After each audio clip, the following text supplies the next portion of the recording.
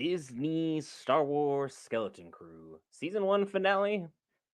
Was it good or just more of the same? Let's talk about it.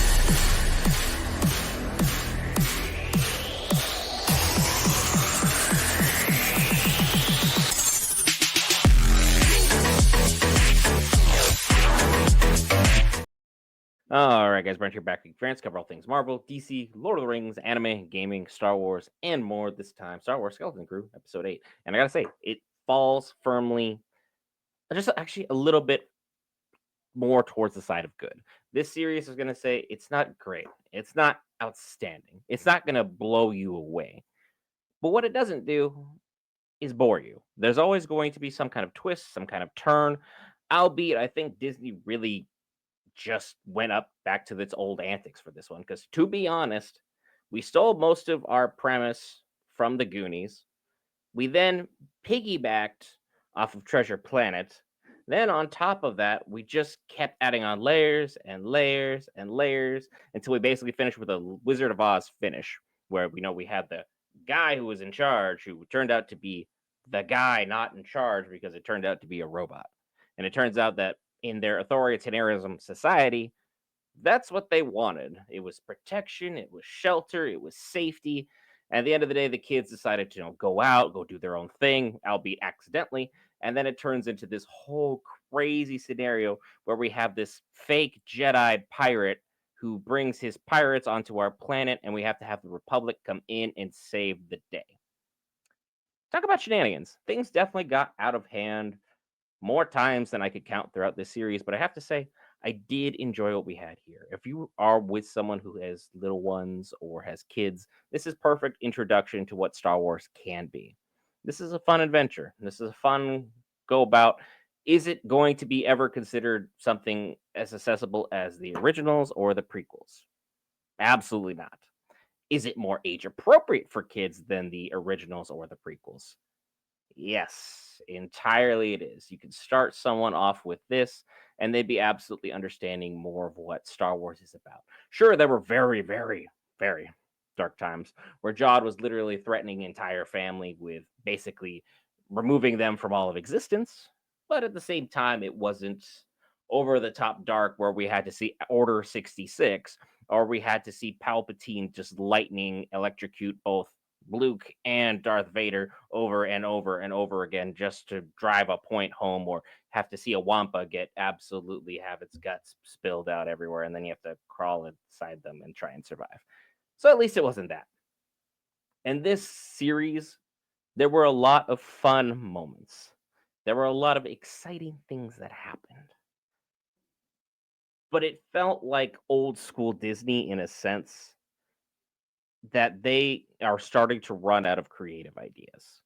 They're just using ideas that have already existed, but they're not taking upon any of the lore or any part of the already established books that very, very much exist within Star Wars and trying to just build brick by brick the trust back that they need to if they're going to go ahead and save this franchise as far as Star Wars is concerned. Because other than basically The Mandalorian, if you look at the ratings, we all started about here and it's just rapidly declining.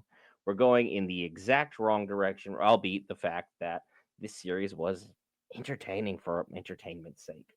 We saw in this episode KB really take initiative and show that all of her time with Fern has been well spent. She picked up leadership qualities. She has critical thinking prowess. She was able to enact and lead the team without Fern, which is what Jod's whole mission was. Because to start the episode, Jod separates Fern and her mother from everyone else, which is a smart move on his part. Fern has been leading the group forever. Wim will fill in every once in a while. KB has the know how to make it happen. Neil is the heart and courage of this team, which, by the way, why in the world did we have a shot of Neil in the bathtub? What did we gain from this? He could have been doing anything.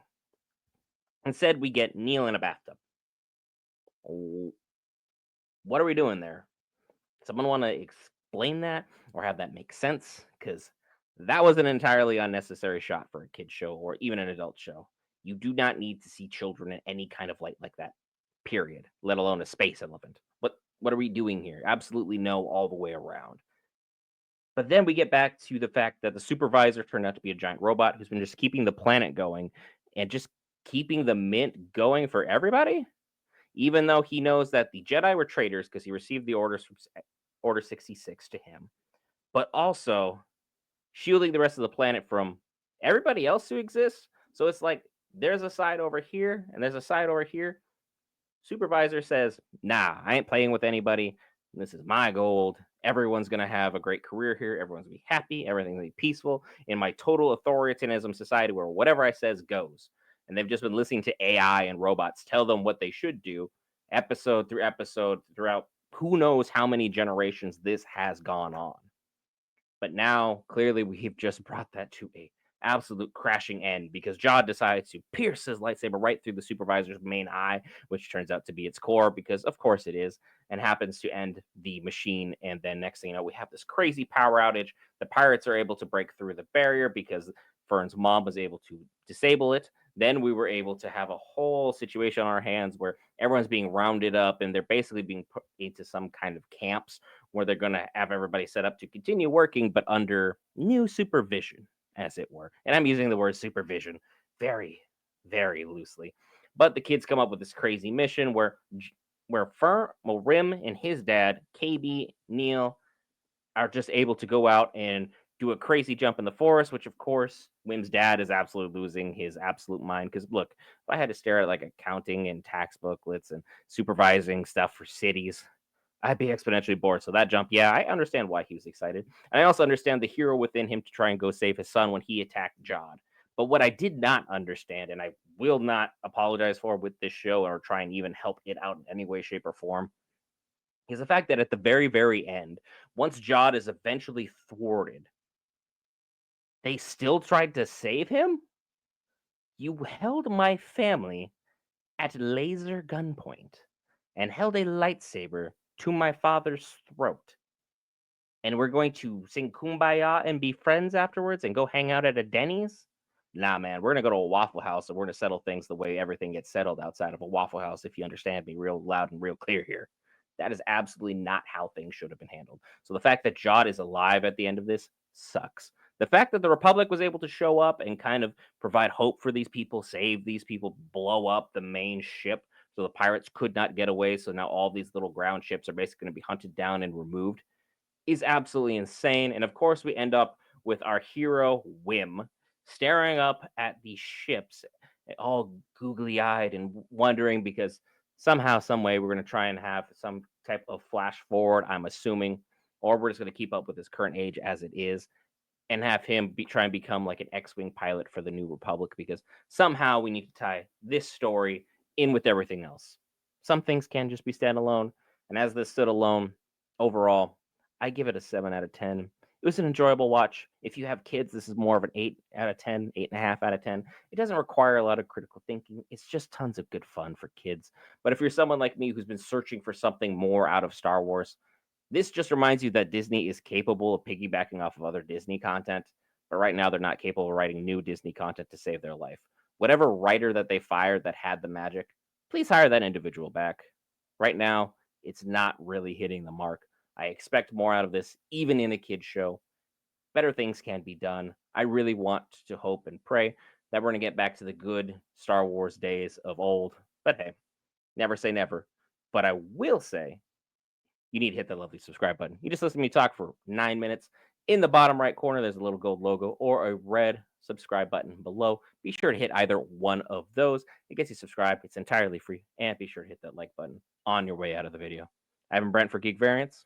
I'll see you in the next episode.